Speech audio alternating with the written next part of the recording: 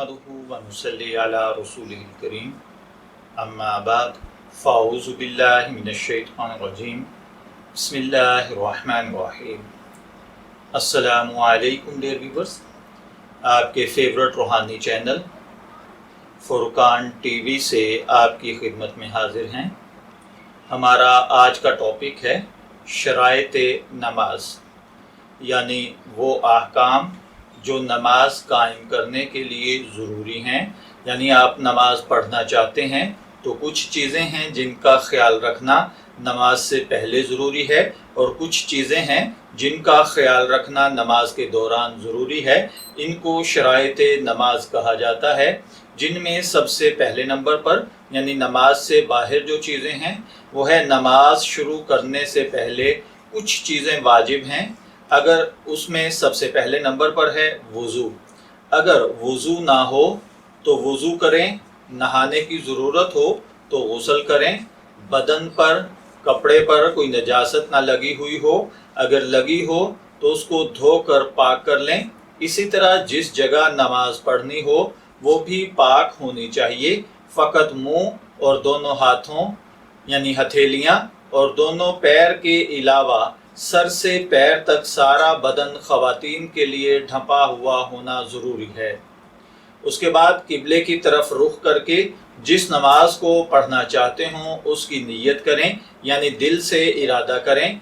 वक्त आने के बाद नमाज पढ़ें। ये सब चीज़ें नमाज की शराइत हैं। अगर इनमें से एक भी चीज़ छूट जाएगी तो नमाज अदा नहीं होगी।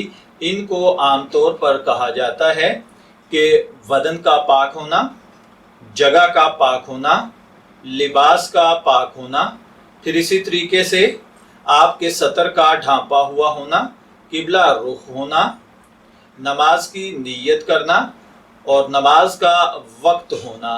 इसी तरीके से अब इसमें कुछ बारीक मसाइल हैं जो कि खुसूसन ख़वातीन के लिए हैं और कुछ मर्दों के लिए भी हैं कि अगर किसी औरत ने इतना बारीक लिबास पहना हुआ है कि वो जालीदार है या फिर इतना बारीक है कि जिल्द बाहर छलक रही है, तो ऐसे कपड़ों से नमाज ख़वातीन के लिए पढ़ना दुरुस्त नहीं है।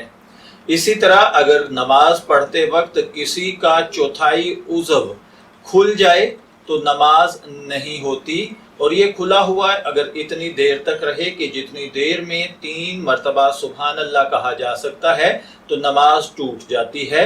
अब 1/4 से मुराद पिंडली का 1/4 खुल जाना, रान का 1/4 खुल जाना, ख़वातीन के लिए बाजू का 1/4 खुल जाना, या इसी तरीके से सर के बालों का 1/4 खुल जाना।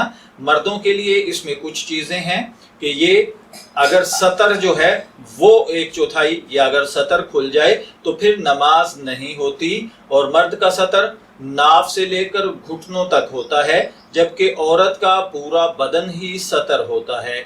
इसी तरह अगर नमाज पढ़ते वक्त किसी ने अगर नमाज पढ़ते वक्त कोई ऐसी लड़की जो अभी बालिग नहीं हुई उसकी ओढ़नी दुपट्टा सर से सिरक जाए और उसका सर खुल जाए तो उसकी नमाज हो जाएगी, उसमें कोई फ़र्क नहीं पड़ता। इसी तरह अगर कपड़ों पर बदन पर कोई नजासत लगी हुई है और आप उससे नमाज पढ़ें तो भी नमाज नहीं होती, क्योंकि कपड़ों का और जिस्म का और लिबास का पाक होना ज़रूरी है। इसी तरह अगर कोई सफ़र में है और सफ़र के दौरान किसी के पास थोड़ा सा पानी है कि अगर उसके कपड़ों पर नजासत लगी है वो धो ले तो वज़ू के लिए नहीं बचता, और अगर वज़ू करे तो नजासत पाक करने के लिए पानी नहीं बचेगा।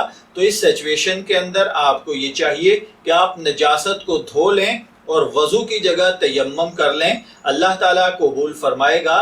इसी तरह नमाज ज़ोहर किसी ने पढ़ी लेकिन जब पढ़ चुके तो मालूम हुआ कि नमाज ज़ोहर का वक्त ख़त्म हो चुका था और असर का शुरू हो रहा था, तो अब आपको कज़ा पढ़ना ज़रूरी नहीं है, आपकी यही नमाज जो कज़ा पढ़ काउंट की जाएगी।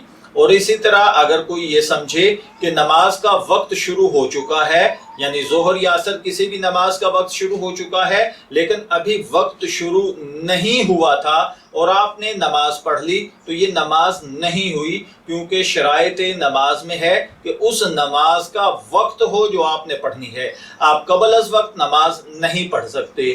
میں دعا گو ہوں کہ اللہ تعالی ہمیں ان باتوں کو سمجھ کر ان پر عمل کرنے کی توفیق عطا فرمائے۔